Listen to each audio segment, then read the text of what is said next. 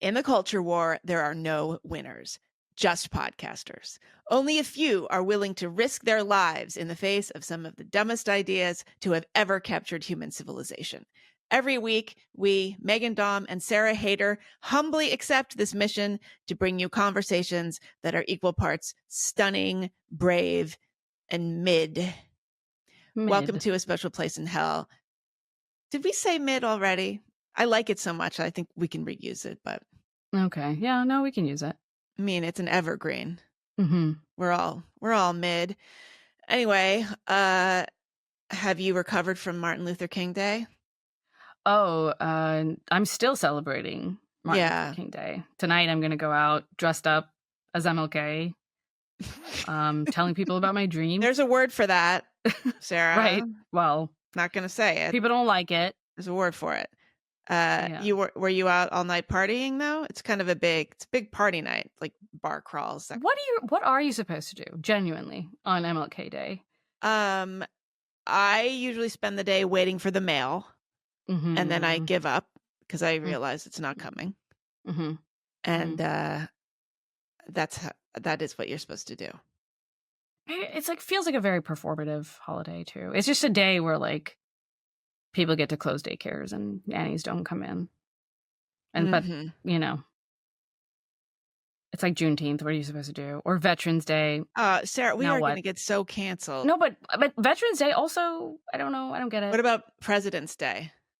Yeah. What am I supposed to do? That I guess you can dress up as a president. Your favorite president.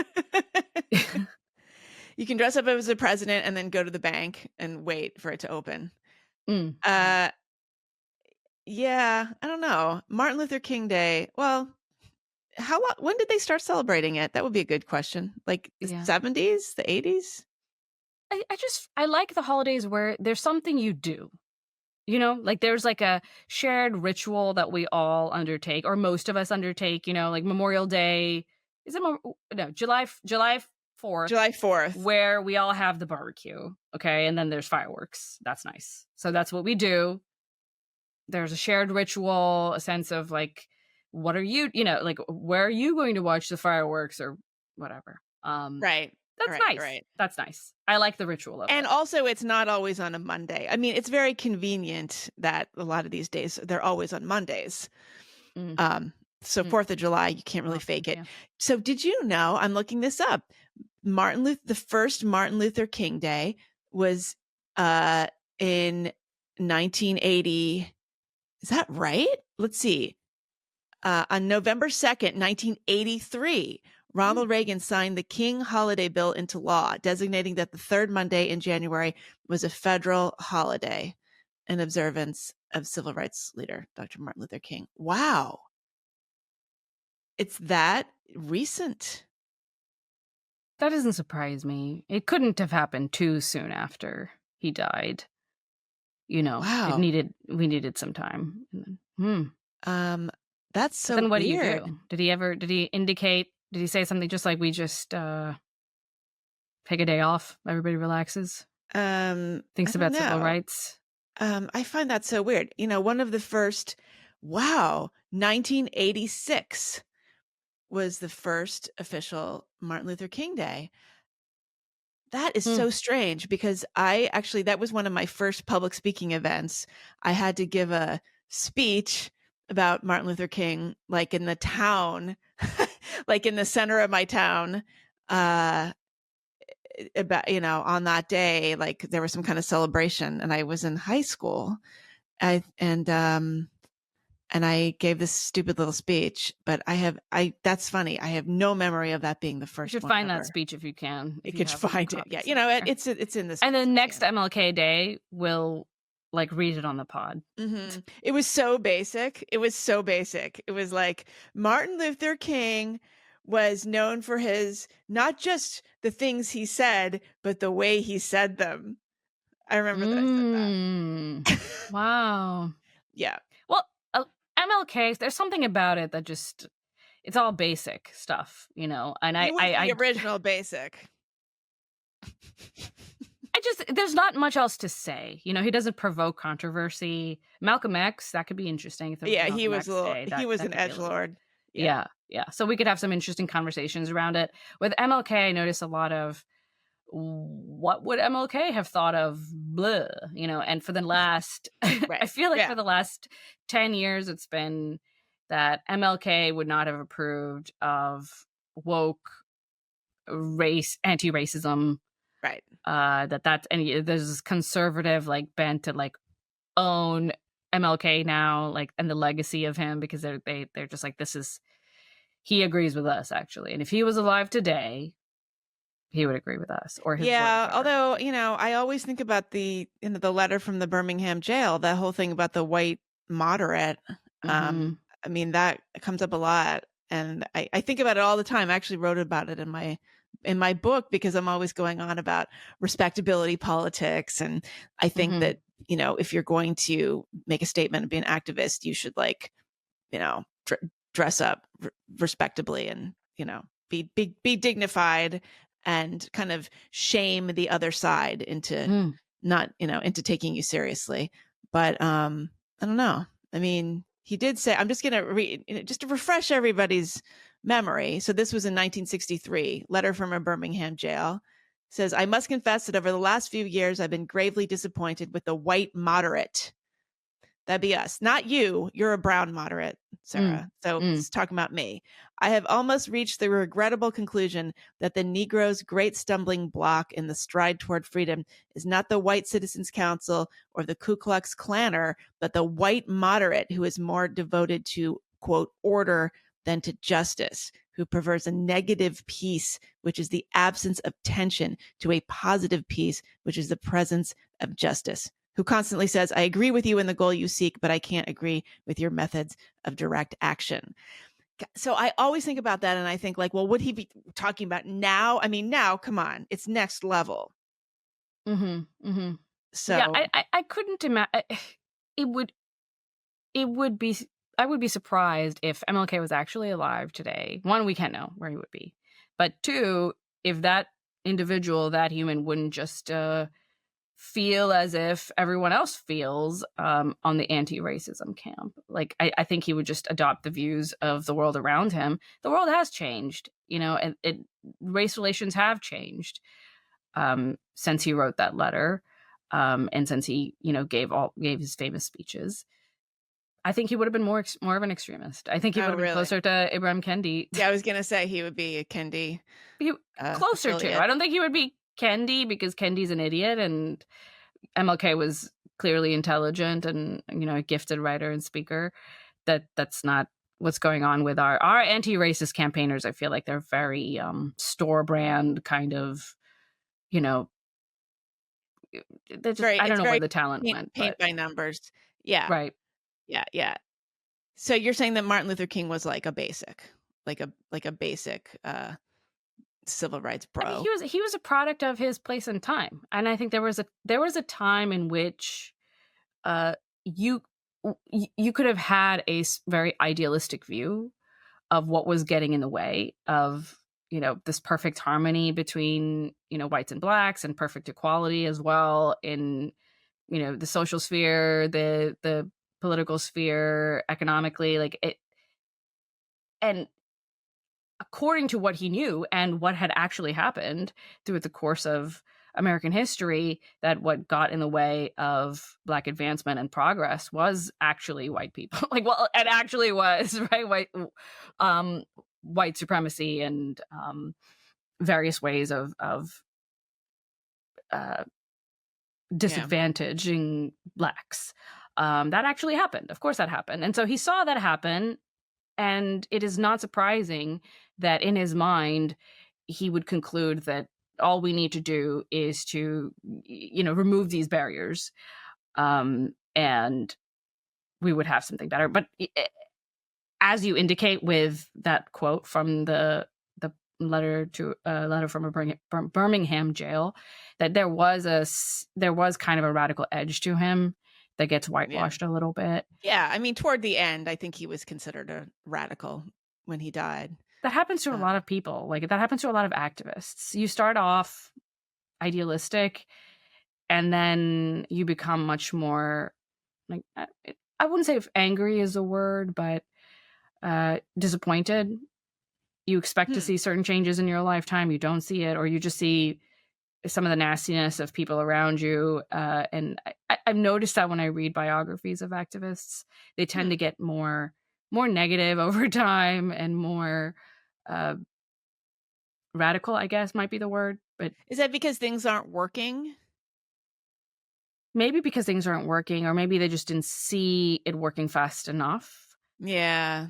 But maybe it's not an objective thing at all. Maybe it's just the consequences of doing that kind of work. It's like social work. You start off a certain way with a certain view of humanity, and then you sort of you exit social work Well, hating totally. people. And I guess you could be, I mean, because I'm wondering, like, is it you sort of either become angry and indignant, or cynical and apathetic? Like, are those the two? Is that like sort I of the don't even know fork if in you the can road? stay angry for so long. I think Mm. anger helps fuel the beginning of things. Mm-hmm. And then Right. anger can be channeled in a very positive way if one wants it to be. But there's this the kind of almost nihilistic distaste for other people and for society. That's not something that can be channeled positively.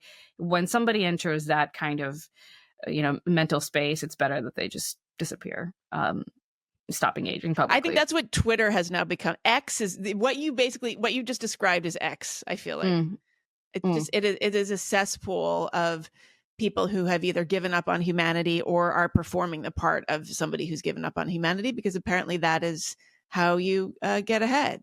Or just like saying the the hard truth is now just a kind of that's kind of code for just saying something like highlighting the worst possible version of human behavior and instinct. And this has somehow been elevated to some kind of like truth telling like brand or some product that people are buying. Right. Either you lie completely and ignore whole fields of truth in order to say whatever it is that you're going to say, or whatever it is that your social circle wants you to say, or you hone in on the quote unquote hard truth. Again, to You the just exclusion of other things, right? Like there's I know. Okay. I'm embarrassed about the amount of time that I spend on what is now X. Like it's really sick. Like it's making me sick, and I keep looking at it. Like it feels very unhealthy. Like I'm just seeing, and obviously that I'm clicking on the stuff that's making me mad. I'm not even talking about politics. Like that goes without saying, but it's beyond that. It's like and I've mentioned this before, like this world of there's like the trad influencers. I mean, that can be fairly banal, whatever. But then there's like the kind of red pill, black pill, kind of, manospheric advice space. And I find it really interesting. I mean, I think that like the Evo Psych component of this can be interesting, but it's also exactly the reason that nobody takes evolutionary biology, much less psychology, seriously, is because it gets abused in this way. But I feel like I'm internalizing it more than I'm surprised. Definitely not healthy. No, I'm surprised that you are, given that one, you're not getting many engagements on X anymore for some strange reason. No, I think you're not offending enough. You need to provoke. That I've said this to you before, that I don't have time, but I don't have the psychological bandwidth for that. I have actually been very good at staying away from Twitter. Last 4 days that there's been a 4-day weekend you've been sober for 4 days. I've been sober for 4 days. Well, it's snowing where I am, and so that means that I don't have childcare. So it's a holiday. I didn't know this. I mean, now I know it, I guess, but I didn't know it before I became a mother. That it's just I remember like there would be parents, coworkers, colleagues would be working with me. And in December, they would just like basically take the whole month off. And I'd be like, what? Why? Like, what? Why? What are you doing? And then now it's like, oh, school, daycare, snow day. I mean, it's just such a pain in the ass to get anywhere or do anything, you might as well take Oh, a I lot of see. time off. If there's yeah. Um, Okay. what are you going to do with the kids? You know, what are you going to do when the elementary school is off for 2 weeks? Now what? You have to take Okay. time off then too. I see.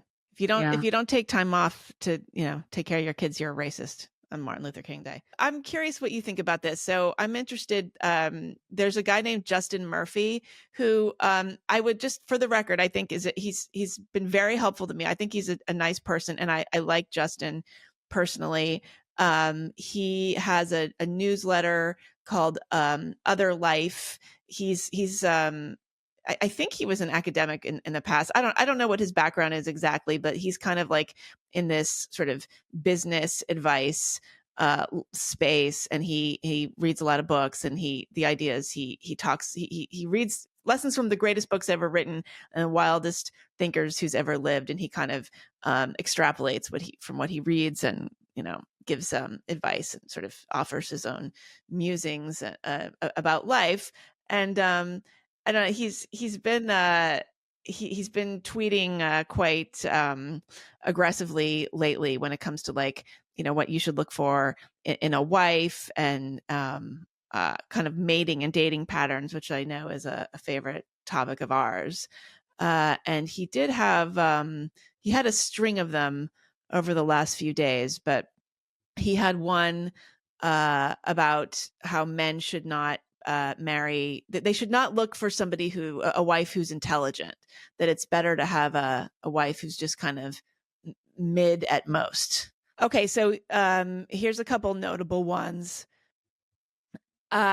If you are a man seeking marriage, you need to understand no woman is ever going to love talking about your interests. You don't need to find a, quote, smart woman. She'll still be a woman. They don't care about anything like you do. That's one reason they need you. Grow up. Yeah. Okay. There was another thing about interests. He says, I'm beginning to think that single men looking for a wife don't primarily need a wife. They need more intense male friends. A wife is someone you take care of mostly. If you want intellectual intensity, write, speak, publish courageously until you earn it. It's on you, not her. All right. So don't go trying to get your wife to talk about books and stuff like that. You should go out and make speeches and have a podcast. Okay. Men.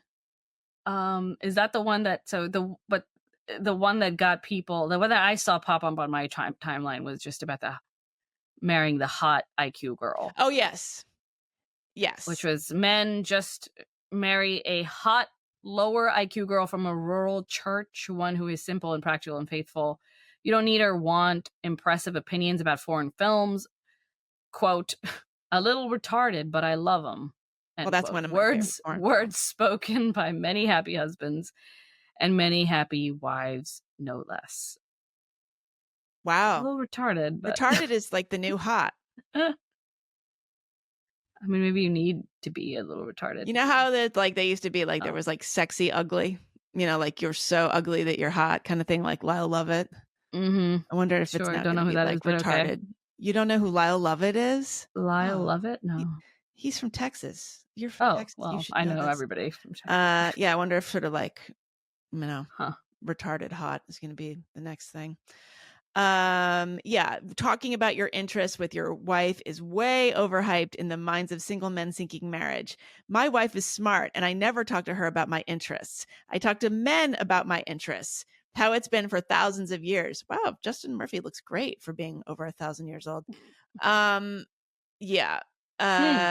I don't know. So we were talking about this a little bit last night, the idea of IQ, what you need to look for in a mate, how men do women value higher IQ in men more than vice versa? I mean, you have extremely high IQ, and I'm sure higher than genius level or anybody in your neighborhood. So I wonder what you make of this. I don't talk to my husband about my interests very much. I mean, a little bit, but he gets bored. He doesn't. It's not. It's we don't really share all the same interests. He doesn't care about the culture or culture What? wars. He A little doesn't? bit, a little bit. He can tolerate a little bit, but I could just go on about it for hours and hours, and You I'm can? obsessed Shocker. by certain, Shocked. like the gender stuff. I'm obsessed about it and know all these details, and he doesn't care. He doesn't. Does he think that you're like overly obsessed? Does he think that you're making a big deal out of nothing, or is he just like It's just not. neutral? It's just not who. Yeah, it's just not something that interests him long enough to like ponder it for as long as I do. And I think it's just also that some people they live life differently. I'm obsessive about ideas. I read all the time. I'm constantly thinking about something someone said that's, and then I'm lost in thought. Some people don't live that way. And it's odd, but interesting. He's much more in the moment than I am. And I like that about him. I think that's fine. I think it's okay to not have, perfect alignment and interests. Oh, it's probably better. I think, yeah, it is better because you give each other some space, It's like, oh, you can't give me this, so let me find someone else to give me this. But, contrary to what Justin Murphy's saying, I mean, I'm a woman who has, who reads a lot of books or has, impressive opinions, quote unquote, his words. And I that's not my husband. Yeah. I know. I feel that's the thing is like I feel more and more like a man. Like when I read a lot of this kind of stuff, it makes me feel like I'm the man. Yeah, yeah. Yeah. Right. Like so maybe there's something wrong with us, or it's just not as gendered true. as he thinks that it might be. Yeah. Okay, see, this is for you. Okay, so he tweeted, you don't need to talk about your interests with your wife, hardly ever. A good wife will tolerate your ranting about them once or twice a week. That's more than enough. You just need male friends who can match your intensity. So he just described you, basically. Yeah, he did. So I don't know if there's something wrong with me, and the general statement is true when it comes to I bet it's a little bit of both. It's a little bit that there is something wrong with me, but also that this is not as gendered of a situation as he thinks it is. I think there is sometimes there's just normies, there's just normies out there, and they're not intense about anything, or they are intense about things, but they're intense about normal things. Well, they're intense about like sports. Yeah, hanging out with their friends or their children or their family in general, and that's what they're intense about, and not about something weird you read in an old book. That's okay. I think that's okay. And it is, though, I have to say the IQ thing intrigues me quite a bit. I remember that was a question that came up in one of the Penelope Advice episodes where somebody asked about whether or not, I don't know if it was a man or a woman, I forgot, but somebody asked about how whether they should consider being with somebody who is dumber than they are or like lower IQ than they are. And Penelope really just dismissed it and said that why are you even, it doesn't matter. It's irrelevant. Do you like, do you love them? Do you like talking to them? I guess I disagree with her just a little bit. I think there is a point to what she's saying in that it really doesn't matter. A little bit of an IQ gap doesn't matter. That's normal. That's normal among people who are different. And it's also the case that, I mean, despite even outside of IQ, there's like things like rationality. So you can have like a great system, you can have a machine that is perfect, but you are just a very emotional person and you don't use your machine or you do use it, but you use it to satisfy some emotional desires. You're not a particularly dispassionate thinker. So all of your, brilliance is utilized in a way that may or may not be productive, or may or may not be like, a great way of speaking about things or thinking about things to somebody who is deeply rational but might not be as smart. So I think there are a lot of things that go into it, that go into whether or not somebody's a compatible discussion or conversation partner. But I do think it matters that they are. Like not the details of it don't matter, but can you enjoy speaking to them? Do you often have enjoyable conversations and lengthy enjoyable conversations and exciting? Like, does it get you excited? about ideas. Mm-hmm. Like to Or just me, anything, just about yeah, life, right? Like, right. what if I don't care about ideas? Then I Yeah, don't need somebody to excite me that way. But right. Or uh, talking about other people. I think this is also underrated. Like a partner, you have to be able to like, drive home from the dinner party and analyze all the people who were there. really, oh Oh, no. Okay, so me 100%. and my husband don't really do that. Ah, Maybe for like 10 minutes, but it has to be something very obvious that, like, you couldn't ignore, and it would oh, just make the whole thing really? awkward. Yeah, but You otherwise don't we like don't. Neither of us make do. observations about other people's marriages and what's going on with them and what the Maybe a kind of little bit, but we just don't. It just doesn't. It's just not natural to us to, like, talk about that ah, kind of thing. Um, yeah, and he's very sensitive to, you know, gossiping, and I mean, I don't mean I'm not saying that right, that's what it is every time, but yeah. he's very sensitive to this whole, like, being negative behind other people's backs. He, like, Oh, doesn't even wanna I touch could it. never. I'm never stealing your husband in that Yeah, he case. doesn't. It's Oh, well, totally okay, no, well, no now interest in it. now now you can meet him. Now you're allowed now you're allowed to come over, Okay. if I knew there was a key to unlock the door. Yeah. Oh God, because talking about that, I mean, it's not for starters. That's not gossip. Like I I also know, but no, no, no. I know you're. I know you know that, but I think a lot of people are like, that's gossip. I mean, to me, gossip is like, you know, s- spreading dirt about other people or betraying people's confidence or making up stuff. Like that's one thing, but like Mhm. sort of analyzing your friends and sort of talking about your friends with other friends, that's just human nature, and it's terrible to think about people doing it to you, but it's just I do a think it's fact something of some people life. do more than others. Like, I think some people just don't find that subject deeply interesting. I don't know if I find it deeply interesting, so I can talk about it for a short period of time, Oh, you and are so then not a girl. I All move girls on. do is analyze other women. I don't. Well, so the negative here is that because I don't do it, I assume other people aren't doing it, which is stupid because of course they are. Like Oh. You don't like have people, I'm sure though, like we do this podcast and you don't have people being like, "Oh, Sarah, this is what I think about Megan." Blah blah blah blah. Come on. well, I don't grab I have not built up that kind of that pool of, like, that's not what my social circle looks like. You don't have people being like, "Ugh, your podcast partner. Like, I No. listen to your show, and this is what I think." And Are really, you saying what you're saying is I'm that that's what's saying that happening no, to you people all the love time you. about me? No, Like, no, I mean, they I love get you, it, but they Megan, have like, their that's what you're telling critiques. me. But it's yeah, I don't know, I don't. They I love don't you, but know. I mean, it's a testament to how, they keep listening. I mean, no, they think you're brilliant, and they also think that you're unusual, They and think I'm they're unhinged, I'm curious about you. sure. What? They think I'm unhinged, I'm sure. No, not unhinged. They just think that you're of a sort of mind that they have not encountered before, and they're Mm. trying to figure out Well, thank you what for what the what it's about. nice spin on it, but No, I'm it's gonna say something true. worse. And I It's okay, say but, and I you say, know, "This is I what I think, Sarah. This is what I think is going on with Sarah." And you have to be a join at a very high member level to hear the answer to hmm, that question. But wait, I want to read a few more of these. Okay, so Justin, if you go on his Other Life newsletter, there's a lot of really interesting things here.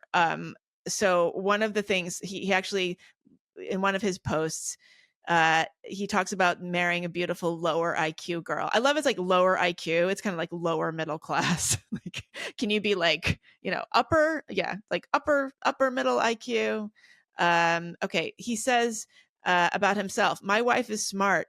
I suspect we're close in IQ, but we spend most of our little time together talking about the kid, finances, what's for dinner, maybe some light chat about current affairs and internet debates. But it goes without saying that if you want someone in your ballpark of IQ, it goes without saying that you do want someone in your ballpark of IQ. But I meet many successful unmarried men who have utterly unrealistic requirements around things like, quote, intellectual conversation. Objectively mm, speaking, highfalutin G loaded conversation. I don't know what that means. It's just a yeah, very I small yeah. fraction of what the married life entails. What does G loaded mean? He means, like, G as in, like, it's an IQ term of, like, See, I this wouldn't is the know. one factor that, like, is the foundation of what IQ is. And a high G score is basically means that you're likely to be good at a lot of different things. And that's what IQ is kind of Oh, indicating. okay. So there's no such thing as like high EQ and high IQ. It's just one thing. But the people that are good at one tend to be the same people who are good at other things. But anyway, whatever. Okay. You know who Well, we should have on, like Razib back? We should have him on, and he could explain this to us okay. and tell us how we're both low G. Well, but he also says ironically, the manosphere has nurtured many single men into an overly intellectualized attitude toward women. Do you think that's true? What does that mean? Well, many men are now so well studied in the science of mating that the fairer sex is now incomprehensible to them. They sought the truth about women and they received it in such a strong dose that they now hope to find a type of woman who doesn't exist. Well, that's true in terms of looks. Oh, I see. So they want the like hot, the hot, the supermodel who has a PhD. Hey, gentlemen, just move to New York City, okay? Because there's a lot of beautiful, women who would be models if they weren't 5'6", who have PhDs in art history. But those women don't want those guys. That's a problem. Well, look, you'd be surprised because there's such an imbalance among heterosexual men are in scarce supply in many circles in New York City. I have seen shocking pairings. Let's just put it that way. Like absolutely, like stellar women with men who don't deserve them. Let's put it that way. Well, they do. I mean, look, it's interesting to me to talk about the imbalance thing. Is that just a function of being in New York? Well, I think that there's a lot that goes into it. I mean, we're talking also, just to be clear, we're talking about in educated circles. Okay. It's obviously there's not an imbalance just across the board in terms of population, but no, I mean, New York City is a place where there's not a lot of, if you are in sort of educated circles, you're not going to run into people who are like in the trades or doing like industrial sorts of jobs. The career paths there tend to be like publishing, media, fashion. There is finance, but a lot of those guys, they pair up very young and they leave the city when they're in their early 30s. That's the right thing to do. They live in the suburbs, so they're wise financially. If you're like running around New York City, Carrie Bradshaw style, there are not going to be a lot of men to choose from. I see. Well, I mean, that's a tiny niche of American but life, that's true in DC. Actually, DC has an even more imbalanced gender ratio, does it not? I guess. Yeah, I think it does have a lot of unmarried women past a certain age. I forget. Yeah, because they're working but it's definitely true. They're working like for these NGOs. They have careers. They're busy. Right, but like, why are there are there fewer men like working in these sort of mid-level or entry level and then mid-level like government jobs, or working? A man can marry a woman and then she is the one that's taking care of the children, and so you can build that life and still pursue the career. Right. That is just so much harder to do as a woman. And and so just that nature, that reality alone means that if you are a woman who's very career oriented, you are going to face a tougher, uphill climb as you grow older, especially. Yeah. Yeah, it's not fair. I mean, I think people just have to accept that it's not fair. It's not fair in any way, in any dimension. Right. And that's okay. I think that's okay. I think we should just, accept it, move on, and then make the decisions that you are willing to live with.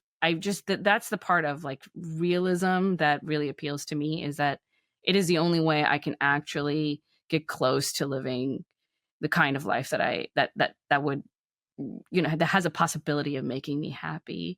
But if I presume, no, I can do everything, I can have it all, I can have a million kids and a stellar career and write 10 books and, then win a Nobel at the end, I will be setting myself up for failure and living for the future, always living for the time when I'll finally have everything together and have a moment for myself. But that that might never come, and in the meantime, the present is flying by. Slipping through our fingers. But what do you think of these women that do manage to, like, have the kids in the office and just they're able to compartmentalize or multitask? Do you think that they're faking it, or is there just a certain kind of aberration? Some people are just There are incredibly some people who are gifted. just incredibly good, and Mhm. there are also some people who are incredibly good and have, like, the right support structure to make something like that happen. But I think for most of the married women I know, or working moms that I know, uh, they often give up something. There's something that they're not doing that everybody else is doing that they have to let go of, because everybody has to, we all have to face the facts. Like, there's a limited amount of time, we have limited resources. What are you going to give up? And some women, they just, they don't care about their homes. Like, they're just, everything is a mess, and that's fine. Like, Yeah. it's a pigsty, and that's fine. That's fine. We're okay with that. Yeah. And I'm never making a single meal. We're always ordering in. We're always eating, Trader Joe's, frozen meals, whatever. Like, people have to make some decision about what it is that they are not going to be perfect in, and maybe Right. even bad in. Like, what I think in order to succeed at anything, you have to be willing to accept that you will probably fail at some things. And it is smarter to be deliberate about what you choose to fail at. Yes. So you should know your deficiencies. Know your deficiencies, and know your limitations, and just say, you know what, I am not, it's nice to live in a clean home, but it doesn't matter that much to me. It matters far more that I spend time with my family, or that I have this career that I enjoy, or that I sleep sufficiently. That matters more to me. So I'm going to fail at this. I'm going to fail at being a homemaker with this perfectly clean house. I That's know. something I'm going to fail at. And I feel like that's the kind of thing that women kind of sabotage themselves. Like, I think men care much less about having a perfectly clean home than women think that they do. I mean, some men don't like it, but I don't know. I can't stand the it. home is just wanting. I mean, it could also just go. I love having a clean home, and I want to live in a clean environment, and it really matters to me that I make my kids home-based lunches, and they're super healthy, and I've, like, examined all the ingredients and everything that I'm packing, or I've made it from scratch every time, and that matters to me. And so maybe I can't have a career. Are you saying you're quitting this podcast? It's not much of a career, so What? no. I'm I think quitting you all should. my other things. I'm quitting all my other serious things. This Oh is my God. this is the easy stuff. Yeah. But I think that people, Yeah. you just have to face it. You just have to face the thing that you know that you will not be able to do, or you don't just don't care about, and then deliberately choose to fail at it. Go Right. zero. Stop Right. trying to do like 50% of everything, or just, you know what I mean? Like a little, I'm going to be 20% good at this, and 20% good at that, and 20% good at this. Just go to zero.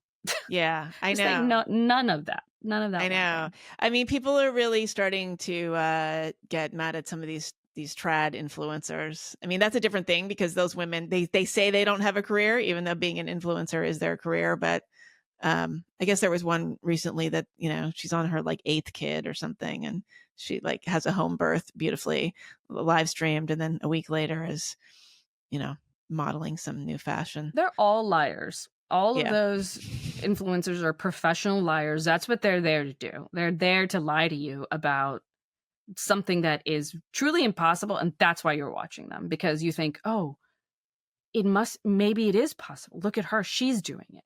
This thing that I know from my own life and experience is not possible, might be possible given what I'm seeing, and then you indulge that fantasy and buy their, their suggested Amazon list of whatever, like I mean, KitchenAids. yeah.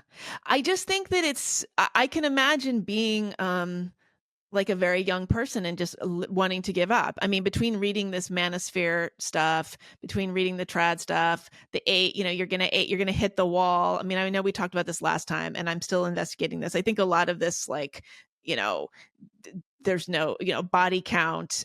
She's hit the wall when she's past 25 kind of stuff is being generated by like bot farms in, It's just a India bizarre somewhere. thing. I I think, can't stand the wall conversation. What but are I they can see talking how about? that could affect you. I mean, like, it's funny because I mean, if somebody like me, like if I had a different kind of temperament, I could get very upset by that sort of thing. I mean, I'm like everything that they're cautioning against. It's like, look, you could be middle aged, you could be alone, and you could, have Mhm. nothing. And I can imagine like becoming actually very afraid of that or feeling very, very hurt. Like I can imagine being in my 30s, say, and if I was never married or trying to date and like reading that kind of stuff. And what are you supposed to do with that? What are you supposed to do if you're like 32 years old and you're a woman and you have a decent career and you're like, higher mid, upper mid, maybe you're a Mhm. 6. Also, Mhm. like, since when did we start doing the like she's a 10 thing? I feel like that like, that was kind of like a That joke was in the 80s and now it's yeah. like come back. Now we're all doing it. Yeah. Right. So like what, but I mean, can you, if I was like, that woman that I just described, how do you tune that out? How do you Mhm. get through the day? Because there's nothing wrong with being 32 years old and single and looking for somebody. That's like fine. Okay. I mean, maybe it's not optimum if you want to have a bunch of kids. Yes, you do need to get on it. But there's nothing like embarrassing or epic fail about that. Yeah, I just don't. I think that orientation might be the problem. Like less so the objective fact of where you are at 32, but the practice of measuring yourself up by any standard, whether that be the standard set by these online weirdos or by your mom or by the feminist, professor who thinks, that women should be like independent warriors their whole lives. I think maybe just stop thinking about that, or train yourself to not think about that, because there's grief waiting for you, no matter whose life like path journey you Right. start comparing Yes, yourself with. exactly. Something you're going to be bummed about something no Yeah, matter what. But yeah. how do you tune that out? That's like an incredible discipline. Mm. I think that's a big ask. Like, how are you, well, like, what are you supposed to do? Just not go on apps, like not go on dating apps, not go online. Wh- I don't know. Not look at Instagram. Yeah, I just don't be on Instagram. I don't have an Instagram. Yeah, Why but does you're anyone have okay. an But like, Instagram? I'm saying, if you are like this, If you are somebody who is on Instagram and it bothers you, then how are you not going to be influenced? Well, you're probably going to be influenced by it because you're exposing yourself to something that is toxic to you in particular. Like I could be on Instagram probably and not be that affected by the pictures and stuff I see, but it's also the fact that I'm not interested. So I'm just not going to expose right, myself to it in the right. first But place. like, if you, I'm thinking back, like, if I mean, I remember being like in my early 30s and, sort of dating and like being, being single, and there weren't even dating apps. I mean, they were Mm. maybe just starting, Mm-hmm. but I remember just kind of like this a little bit of a feel. I mean, I was different because I had different goals. I was a weirdo, but I mean, I can imagine. I remember like the feeling that the stakes were high. Like I need, Mm. if I am going to meet somebody, like they need to be the perfect person, or like I do need to find this, very, very certain kind of person. And Yeah. that just seems like there was just no noise at that time. Like there was nothing. You weren't like having a social life online. And I just don't, I see But these you like still young felt that way, people right? Like you still a little felt bit. like that Yeah, but pressure to I be a didn't go certain. around thinking like, oh, I'm mid. I didn't go around Mm-hmm. thinking like, oh, I don't look like this porn star. I didn't Mm-hmm. go around like dating men who looked at online pornography all the time and were like choking you, before the second round of drinks comes. I mean, it's like Yeah, yeah. I cannot imagine. I think we do live in a world of far more images, of the best there possibly could be in any one specific arena. And we're kind of bombarded by it all the time. The best of the best of beauty, the best of talents, the best of whatever, and it's memes. Like they're just they're reacting to like exactly. I think we're just living in like not even only a visual culture, but like like a snap, like everything is a meme or just a very quick like concept. It's an image. It's not even a concept. You know what I mean? Like it's just like a bite size. Yeah. Right. Just and there is no reality behind it, but it doesn't seem to matter because we are looking at it. I think that it's an impossible thing to resist. So the only way to win is to just not play at all. It's not to test your willpower and be like, no, I definitely can go on Instagram. I definitely can, follow all my friends, and then I really won't get jealous this time because I'll try to remember that this is their highlight reel or whatever that cliche is, and I can't compare myself to that. I'll try to, and I'll, just have all this willpower and keep it together. I think you don't design your life in a way that you have to resist some temptation. Right. Like just but then are you just like, it's like, don't have the cookies in the house. Yeah. You are somebody who can't stop eating cookies once you start one. But what kind of life is like, then what are they supposed to do? Like what is a young person supposed to do? Because everything is sort of taking place on screens. I mean, look, when I was in my 20s, when I was a young single woman, I felt that like part of the seduction process was sort of having intellectual conversations about French films. I'm sorry, like that. You should be sorry for that. Well, I mean, it was like, oh yeah, you go out, you meet somebody for a drink, and you have a couple of drinks, and you get into this like kind of like. And if they didn't watch French film, you would just say no. What's you that? Would have said no to my husband. Yeah, you would have. No, I'm not saying that they were required to talk about that. I'm just saying that like there was a way of seducing men by being like interesting. Yes. Are you sure though? I don't think so. Like remember that that quote from the Obama book where he talks about how he pretended to be this intellectual so that he could get all these women.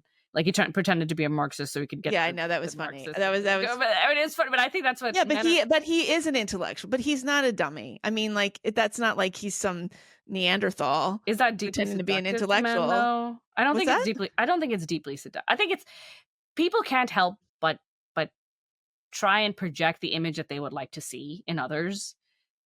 And I think that too many women fall into this trap, and too many men fall into it too. When men are sitting there focusing on their abs, they're doing something that, like, it's a male equivalent of what they would. Oh my God, it's so girly. Well, that's why women don't like it. It's a turnoff because they're acting like women. Yeah, they don't understand that. They don't understand that they are. Same with like the dick pic. It's like, I would like to see a picture of your genitals, so maybe she would love to see a picture of my genitals. Like, I think there's like a naive sense of like, I mean, it's a solid like what is it? Treat people how you would want to be treated. I think there's a way in which there's like an extension of that, but it's problematic when there's this huge sex divide, and also just people are different. So there's another reason why that fails, but.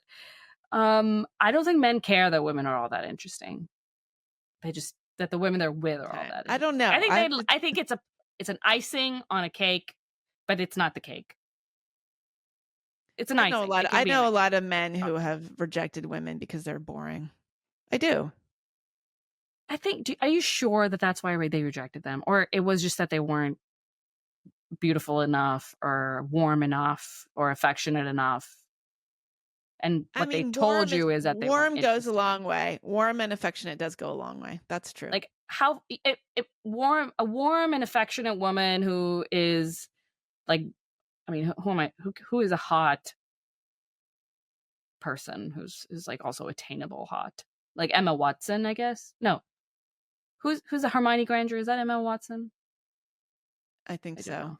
Whatever. Hermione, I don't know. From Harry Potter. She's like girl next door, like pretty. She's pretty. Well, Jennifer Lawrence. Jennifer Lawrence is hot. Like that. Jennifer Lawrence is hot. Yeah. Okay. But if Jennifer Lawrence shows up and she's warm, she's right. She likes. But you. I do think that's it. Look, that is what's interesting. See, this is okay, but actually, I feel like before there was maybe nothing has changed, but I mean, I feel like in my 20s, it was just like people were running around, like meeting in bars and smoking cigarettes and talking about intellectual things as a way of like getting each other in bed. I mean, maybe it was all a ruse and maybe we could have just like skipped the conversation part, but I don't know. Like, I think it can be, I think I just think it's so much more important for women than it is for men, period, to be able to do that and interact with somebody like that. But it's a social game too, right? Like you're flirting in a different kind of way. Of course. But it's still the flirting that's the meat of it, what's happening, not so much the actual, like, are they literally giving you a great opinion about this complex intellectual topic? No, I mean, no, but like, I think it's just, it is, an option. Like It's an that option, was they can a sort of reveal something lane you about could, them. it's a seduction technique. Like if that's what you're good at, like some people are, we have different ways of presenting ourselves.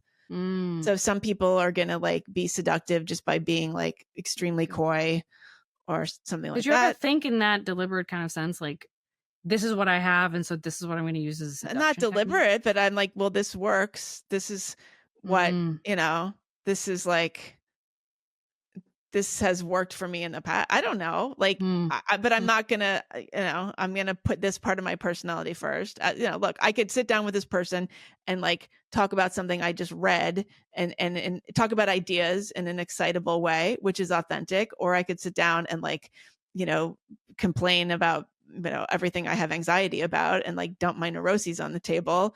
Door number one is better. So, but I don't know. I wonder if there's something about the apps that sort of obviates that step. Like, oh, you already see like my Spotify list. You already see everything that I'm into. So therefore we don't have to discuss it. I don't know. I think the apps are ruining dating. I think I don't know. I mean, I don't use them enough. I very really barely use them. I would not, if I was single today, I would not go on an app. I just would not go. No, but I think if you're not on them, you're not dating. I would try, and I don't. Maybe this would fail because I don't know. I haven't been on the scene for a very long time. But if I was single today, I think I would sign up for the kind of hobbies that I might find somebody who, like a hiking club if I liked hiking. I think but those are full of women. Like those kinds of things are full of women.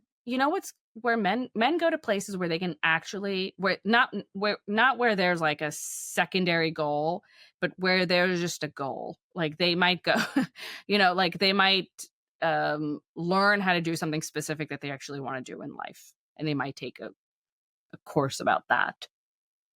I mean, like go to the Home Depot. Go to the Home Depot. You should definitely go to the Home Depot. I mean, there's a lot of wander the halls in Home Depot. I know. Pretend like you're lost, and a lot of contractors. Walk up to a lot of contractors. I mean, that's during the day.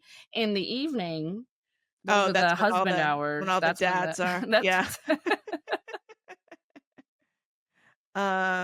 I don't know. There was some, I don't know if this was official, but there was like a supermarket here, like Erewhon. I don't know if you have it in DC. I don't know if you have in other cities, but Erewhon, it's kind of like a high end, like Whole Foods or Sprouts or something. And apparently there was a sort of unofficial singles hour, like one night a week, where people were, you would go at that time. And then there was some kind of code, like you would say something like, have you tried the soup? And it was a way of like signaling to somebody that you were available. Have you tried the soup? Yeah. That's, I guess, fun. I don't know. I've never done kind of these singles. There was there was an article about it in Los Angeles Magazine, written by my friend Annabelle Gurwitch, so you can go read do things in the real world as much as possible. Get involved in hobbies. That people struggle with hobbies for some reason that are sort of extroverted. How do they have time? Well, if you're single, I feel like I don't have time for hobbies, and I have no. Your life is your actual job. My whole life is a hobby. Like, thanks. But your whole life is a hobby. Your career is the kind of career where it requires your full devotion and, you know, and heart and mind and soul and all of it. But you actually can meet people through it too, right? Like you can go to writing, whatever. What do writers do? Retreats? Well, yeah, I mean, I don't get invited to them anymore, but yeah. I know, but that's something you could do. Yeah, no, it is it's a sort of public, no, I'm talking to people all the time. Or you could go to, you know, get involved in something if you're really desperate, think about all the things you're interested in, pick the most male-oriented one, and make that your hobby. Maybe that's something to do. Like maybe you're interested in astronomy a little bit out of a lot of other things. And men, that's the one to get into if you want to be around a lot of men. If men want to meet women, they should get interested in astrology.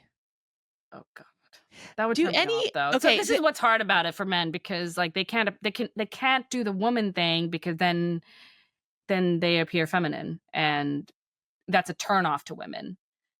It's not a turnoff to men if she's like into some guy thing. No, she's not being like the cool girl. Like if she's into auto, only women judge other women for that. Men only like them for that, and that's why that's an insult. But men don't like it when women are super career ambitious. They don't like that. If they're not going to have time for them. Yeah, I think it depends. I think it depends on what it is, what that trait is. Yeah. And there are things that can signal a kind of masculinity that they don't enjoy. Right. You're right. Career orientation is one of those things. Yeah. It's tough. But men like it when you have hobbies and you're intense about it, because men love being intense about hobbies. Like totally, you know, women are not intense about hobbies that often. I noticed that. Like the kind of obsession kind of thing that's a man. Right. Well, they have but that's because they have their friends. They don't, they have their women friends. I mean, women are not as intense about like, I think that men fall in love a lot faster and more intensely than women, because they need their female partner for their like entire sort of emotional sustenance. Like they don't have friends. They don't have friendships in the same way. I mean, again, we've talked about this. I think this is why like older women don't pair up as quickly after they're widowed or divorced, because they have like they have social circles. And there's nothing for men to lose. Like it's like that's why they're in the court. That's why they're doing the courting traditionally, is that you can fall head over heels in love with absolutely the wrong woman. And that wouldn't have necessarily ruined your life. But if you're a woman, you know, if the reverse was true, he was much more likely to ruin your life in a way that you couldn't possibly fix. Okay, I can hear that's changed now. No, that's changed today. I don't think that's true anymore. Okay, I'm saying that was true in. I think that has been true up until very, very modern times. So there are tendencies that might just be, you know, like holdovers from. I think I have seen more women ruin men's lives than vice versa. Yeah. Like with horrible divorces, custody stuff, like just emotional manipulation. Like that's just really borderline stuff, emotional abuse kind of stuff. I definitely see a lot. I mean, there's a definitely parity, if not. I think women have gotten more.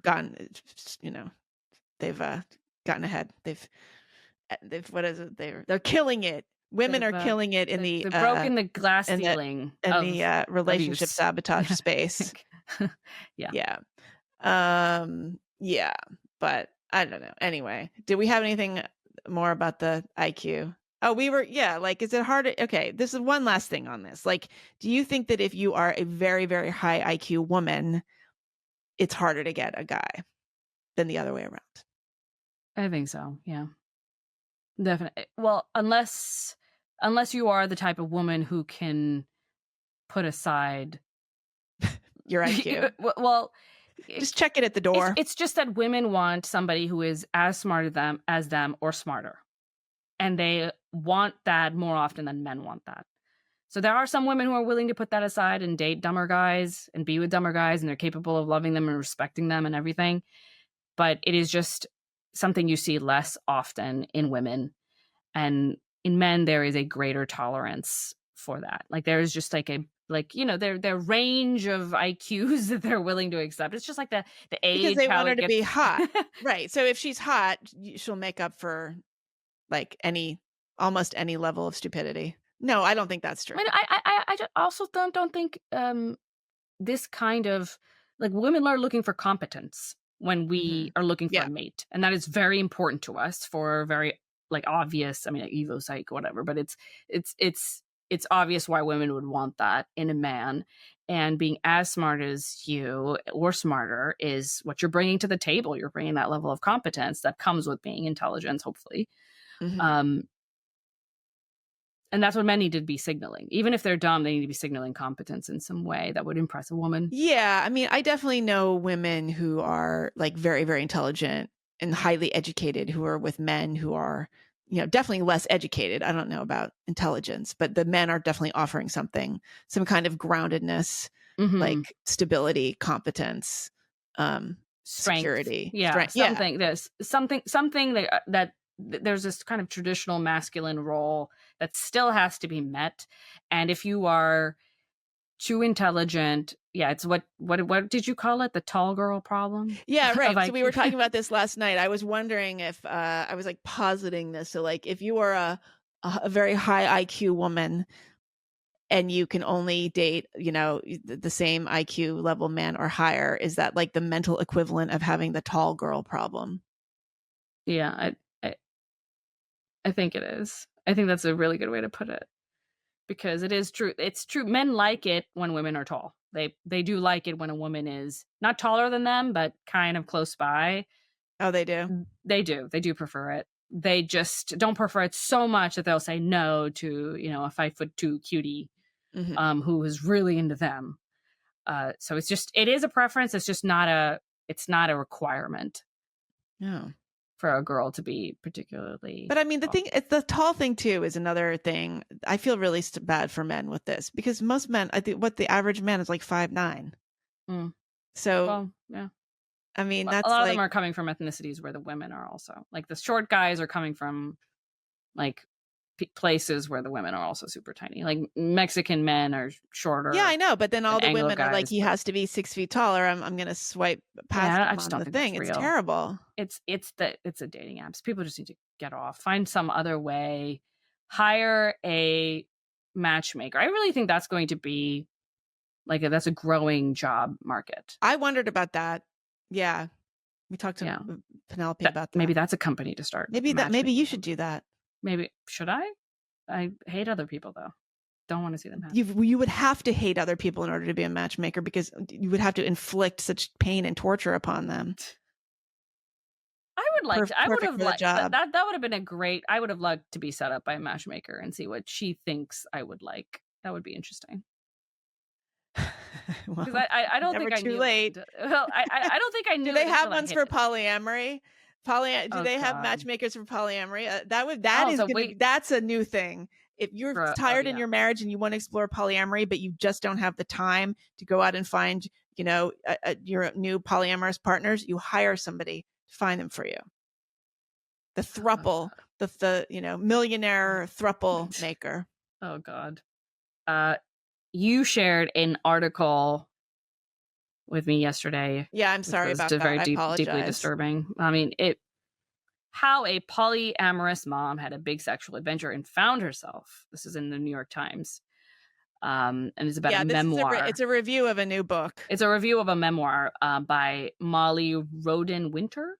Yes. Who's talking about her open marriage with work and childcare. And she goes into evidently graphic detail. She's 51 years old and goes into graphic detail about her sex life.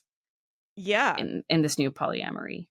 Yeah. So world. Here's this is the review. Alexandra Alter is the reviewer. She's a great writer. So this is this is how the reviewer describes the book. Winter, this is the author of the memoir. Winter is at her home in Brooklyn. She has just had sex with her boyfriend while her 2 children sleep upstairs. Her husband, Stuart, consented to her tryst, but feeling guilty, she dashes naked into the kitchen to text him. Don't worry, she writes, he has nothing on you as a lover. But instead of texting her husband, she accidentally sends the message to her boyfriend, who leaves in a huff and later breaks up with her. Winter, devastated, begs her husband to come home to comfort her. I hate when that happens. Me too. Ugh. You know, this texting is just dangerous. Oh, yeah. Sometimes, yeah. I mean, and then she has multiple boyfriends or just that one? At that point, zero boyfriend, right? Because he left her. Yeah, I mean, the husband has girlfriends too. Let's see. I mean, this is like the New York Should we Times read for this start. book? The New York I'll Times read is the like book. obsessed with polyamory. They have covered it a lot. Yeah. I wonder if this coverage of polyamory is a way of like, you know, living through it. You know what I mean? Kind of. Oh, they just want it like a proxy. They just want to. Yeah. This is their way of scratching that itch in their imaginations, or in the imaginations of their readers, who will literally actually never do anything like this, but it gives their fantasies this like realism, and detail that makes it a little bit more satisfying. I wonder if that's what it is. Like, I wonder if it's just vicarious. Yeah. So, right. Well, so this piece says, along with novels, TV shows and movies that depict thruples, polycules, and other permutations of open relationships, there's a growing body of nonfiction literature that explores the ethics and logistical hurdles of polyamory. Recent titles include memoirs like the journalist Rachel Krantz's 2022 book, Open, an uncensored memoir of love, liberation, and non-monogamy. And self-help and inspirational books like The Anxious Person's Guide to Non-Monogamy, The Polyamory Paradox, and A Polyamory Devotional, which has 365 daily reflections for the polyamorous. I mean, I'm glad this market is being served finally. No more erasure of this very important segment of the populace. Yeah. I think it's exhausting. I mean, how can we, on top of everything, you know what I mean? We, on the one hand, women, how can women do it all? Like, we can't, you can't even have a great relationship with your husband. You don't have time for it. And now I have to do this. Now I have to have a boyfriend, and I have to make sure I don't text him anything that I was actually supposed to send my husband. That's so much work. How can this even be an interesting fantasy is what I want to know.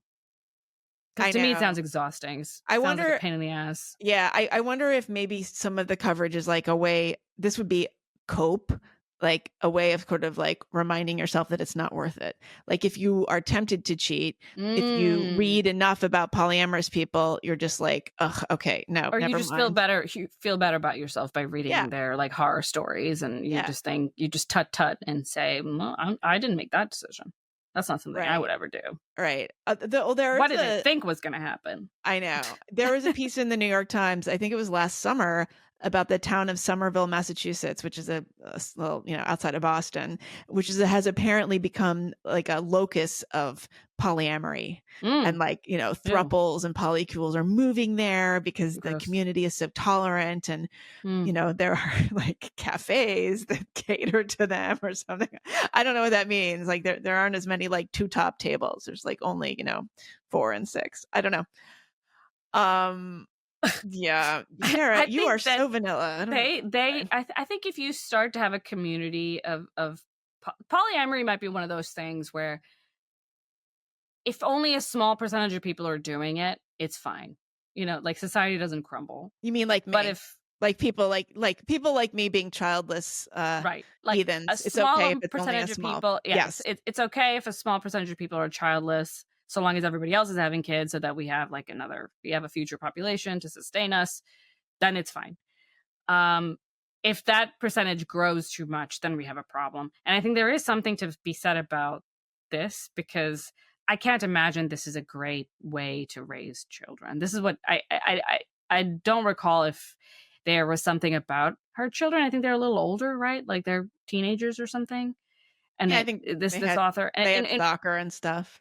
Right. And that's I guess okay, but definitely not something you want to do when the kids are very young. No, I don't think you could. That's really messed up. Yeah, and even if you tried, it would be terrible. Like it would just be a deeply selfish thing to do. I mean, like, also, like, speaking of selfish, I mean, do you think it's just sort of, I'm just thinking about this out loud now. Like, is this kind of like a lazy person's, version of cheating? Like, it has the appearance of not being lazy because it's ethical non-monogamy, but like, what if you just had an affair? If you just have an Mhm. affair, do it, and then it's your responsibility to keep your mouth shut about it.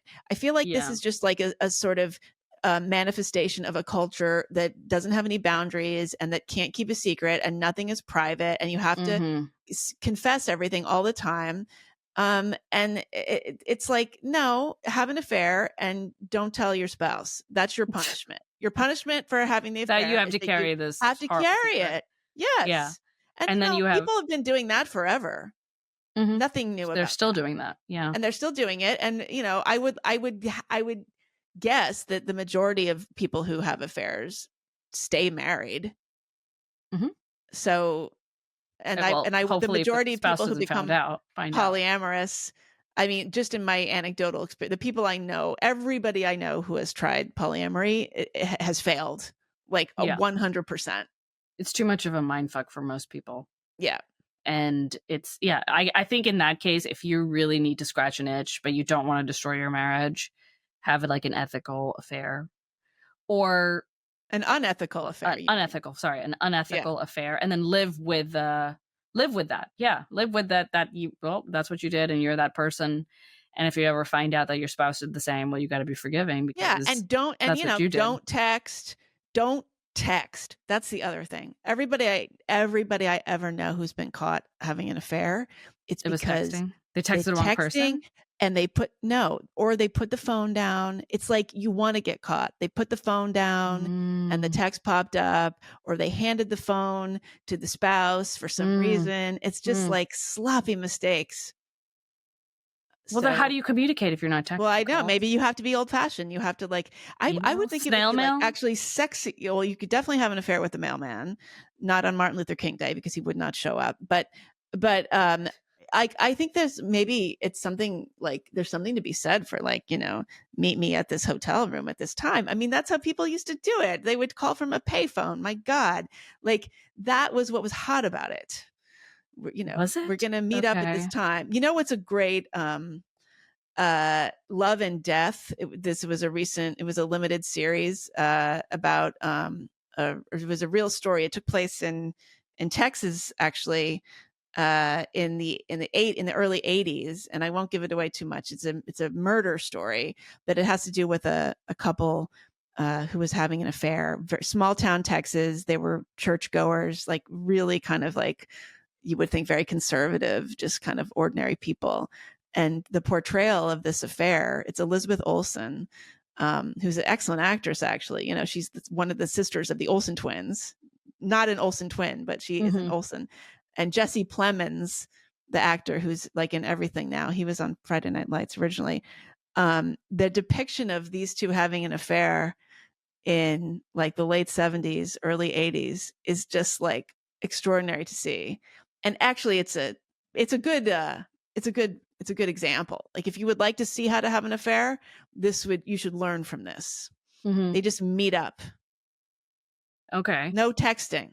No texting, no don't it's the evidence trail that must get them. Yeah, That's right. I think I once, like, browsed, a subreddit or something that was about, like, adultery, but it was like they were adulterers who were, like, looking for partner. Yeah. They were Um, pro adult. Yeah. and at some point, somebody posted something about how it's hard it seems like it's harder for the men to find like, a female partner, who really is in it for just this one-time thing, and she's not looking Oh, for a way out of her yeah. marriage.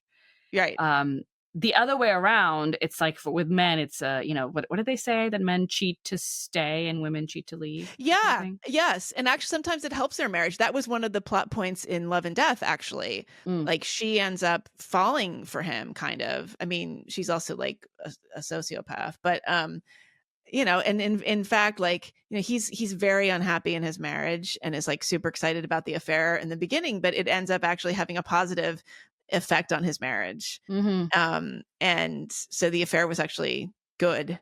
And in her case, she just wanted, like, she wanted to be with him. out. Yeah. Yeah. So I think it even in like the adultery space, the marketplace for adultery, it can be a little difficult for people Yeah, who well, just I want mean, something. that's the women get emotionally invested. I guess Or I that's a think I also just biological think that thing. that's what they just want out when they want to have when a woman gets to a point where she wants to have an affair, she has disengaged emotionally enough with her husband that she's willing to take this on. Yeah. And that is a much more threatening signal. Not just because he's going to flip out in a way that she wouldn't have flipped out about it if he finds out, but also just her doing it means something else about Mhm. how she feels Yeah. about him. Although I can think of examples where the woman's had an affair and they're still No, married I and mean, of it's course, okay. everything Yeah. there are always Yeah. exceptions, but like Yeah. you could find somebody, you could find a man who's like, an older man who's like 50 in his 50s or whatever, or just a husband with Yeah, it's and the just a wife just little had a side it's a kid, little and side dish for him. Yeah. yeah, and like I still love my wife, I still want to be with her, she means everything to me, yada yada, but she just is not as interested in sex anymore, or after she's had kids she's not interested in sex, but I'm still interested in sex, and I think they and think so they they're deserve it. I think they think if they're not getting it at home that they are owed I sex, think it's and just so a they need. It's a justify it. need. Yeah. I think it's a need in the same way for women is there's an emotional connection is a need. Yeah. And that's a need that, like, that kind of intimacy men sometimes fail at providing Right. women with. Then they go to their friends, and then the dangerous thing is if they go to somebody else that's not a friend, for that kind of emotional closeness. But women need that too. And if you didn't have any female friends, you would want it from your husband, and if he didn't give it to you, you would search somewhere else. Okay. You know. That's why, gentlemen, never deny your wife her book club. Yeah. Otherwise, Or just she will freaking need talk to emotional her. sustenance. She will have to talk about Colleen Hoover with some hot dude, and then Yeah. she'll be in the sack with him. All right. Okay. Do we have anything else? No, Do we no, have any this is good. announcements? This has been a while. Subscribe, please. Thank you. A special I have place some at announcements. I'm substack.com. sorry. I will say this. Yes, please subscribe, rate, review really quickly. Unspeakeasy retreats, March 2nd and 3rd. We're going to be in Austin, and Sarah Hepola is our guest speaker. May 18th and 19th, we're in Seattle. Katie Herzog is our guest speaker. October 5th and Wow, look at 6th, that. Toronto. Star-studded. Tara Henley's our guest speaker. We also have events Los Angeles, Louisville, Woodstock. Guest speakers will be announced at some point. So go to theunspeakeasy.com and find out how to apply. And rate and review, become a paying subscriber, the usual. Yeah. Thanks, everyone. Bye. All right. Bye.